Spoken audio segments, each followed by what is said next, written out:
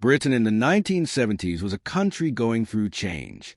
The decade began with confidence, but rising fuel prices, economic uncertainty, and changing lifestyles soon affected everyday life. Despite these challenges, cars remain an important part of British family life. Across the country, driveways filled with saloons, estates, hatchbacks, and executive cars. British manufacturers continue producing vehicles for every type of buyer, from small family runabouts to comfortable luxury cruisers. Many of these cars became icons. Some earned loyal followings that continue to this day, but others left owners frustrated. They looked promising in the showroom, attracted buyers with stylish designs or ambitious advertising, and seemed like sensible purchases at the time.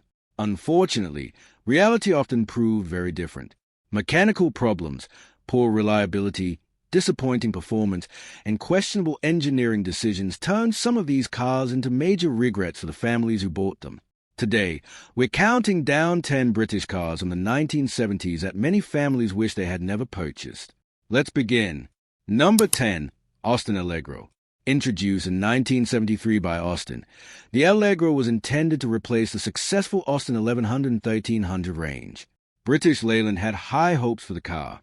The company believed it would become one of Britain's best-selling family vehicles. At first glance, the Allegro seemed to have plenty going for it. It offered front-wheel drive, practical dimensions, and a comfortable ride.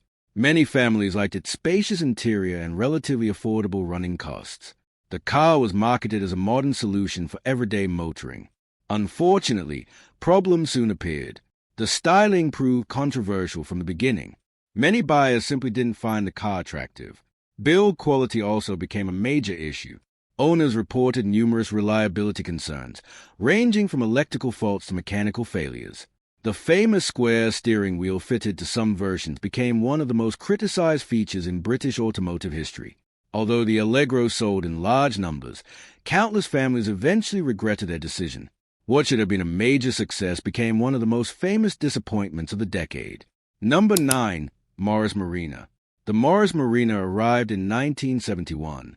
British Leyland desperately needed a competitor for popular family cars from Ford and Vauxhall. The Marina was designed to appeal to ordinary British motorists looking for dependable transport. Sales were strong during its early years. Families appreciated the familiar layout and straightforward engineering. The Marina offered a range of engines and body styles, making it accessible to a wide audience. Yet criticism soon followed. Motoring journalists frequently complained about poor handling. The suspension design felt outdated compared with many competitors. Steering often received negative reviews. Reliability concerns also damaged the car's reputation. While some owners enjoyed years of trouble-free motoring, many others experienced frustrating mechanical issues. The Marina became a symbol of missed opportunities.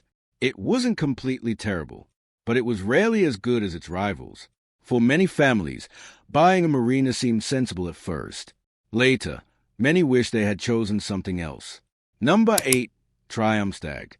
The Triumph Stag remains one of the most beautiful British cars ever produced. Introduced in 1970 by Triumph, it was intended to compete with prestigious European Grand Tourers. The styling was elegant. The interior felt luxurious. The V8 engine promised strong performance. Many buyers immediately fell in love with the car.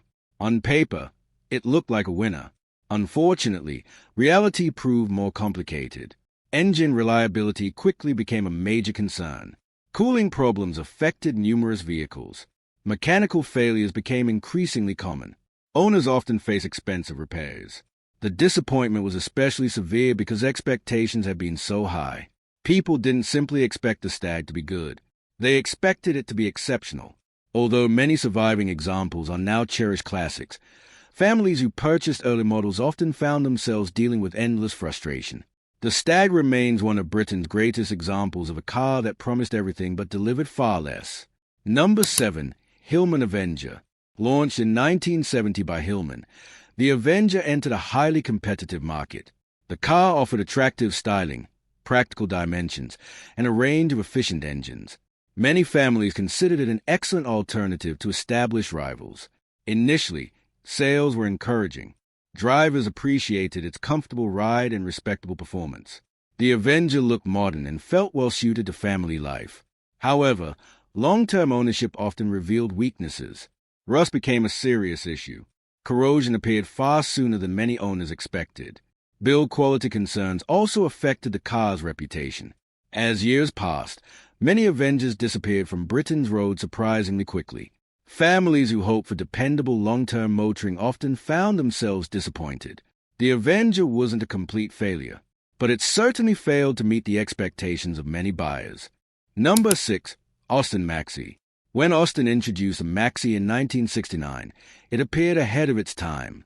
The car entered the 1970s carrying enormous expectations. It featured front-wheel drive, a hatchback body style, and impressive interior space. These ideas would eventually become industry standards. Families liked the practicality.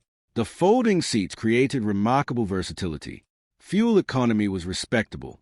The car seemed ideal for everyday life. Unfortunately, early versions suffered numerous problems. Gear changes became a frequent complaint. Build quality often disappointed buyers. Performance felt weaker than many expected. The Maxi offered innovative ideas, but execution sometimes fell short. Owners appreciated its practicality yet often became frustrated by its shortcomings. For many families, the Maxi represented potential that was never fully realized. Number 5. Vauxhall Firenze. Introduced during the early 1970s, the Vauxhall Firenze attempted to offer sporty styling and exciting performance. The sleek appearance attracted plenty of attention. Many buyers believed they were getting something special.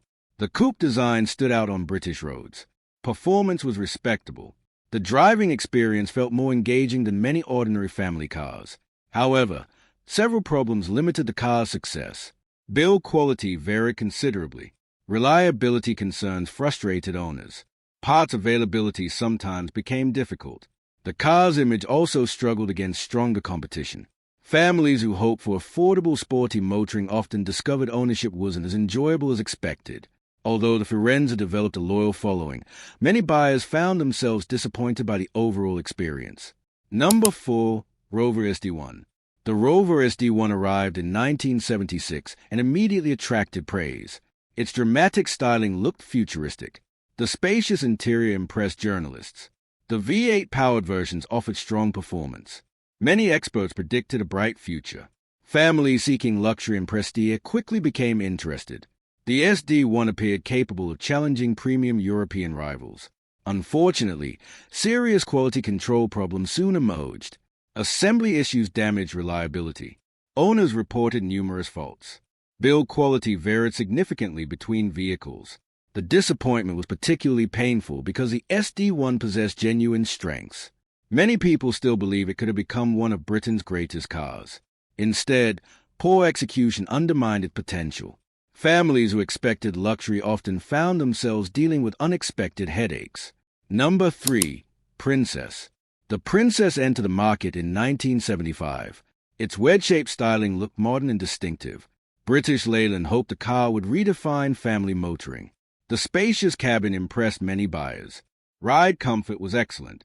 The design appeared futuristic. At first, the Princess seemed destined for success. Yet problems quickly appeared. Build quality again became a major concern. Electrical faults frustrated owners. Reliability issues damaged confidence. Some drivers loved the car's comfort but hated the constant repairs. The Princess became another example of brilliant ideas being undermined by poor execution. Families attracted by its innovation often discovered ownership required more patience than expected. Number 2. Triumph Dolomite. The Triumph Dolomite launched as a stylish compact executive car. Many buyers loved its attractive appearance. The interior offered comfort and refinement. Performance was respectable across much of the range. For a while, the Dolomite looked like a strong success story. Unfortunately, reliability concerns gradually affected the ownership experience. Mechanical problems became increasingly common. Rust also damaged the car's long-term reputation. Families expecting dependable premium motoring often faced unexpected repair bills. The Dolomite remained enjoyable to drive, but many owners discovered that maintaining one could become expensive. As a result, what began as an exciting purchase sometimes ended in disappointment. And finally, Number 1. Austin Princess 2200 HLS. Taking the top spot is a car that perfectly represents the frustrations experienced by many British families during the 1970s. The Austin Princess 2200 HLS looked impressive. Its futuristic styling attracted attention wherever it went. The spacious cabin provided excellent comfort. The car felt modern and sophisticated.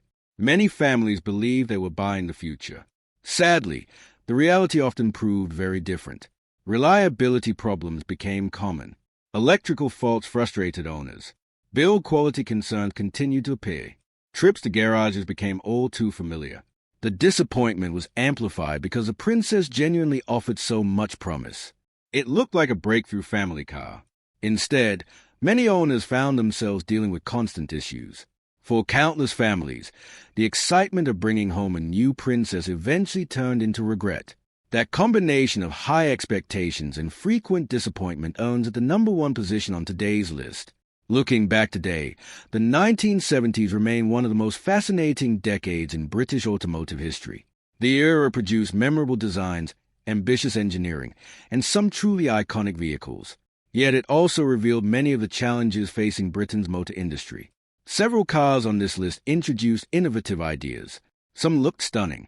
Others offered impressive comfort or practicality. Many had the potential to become great success stories.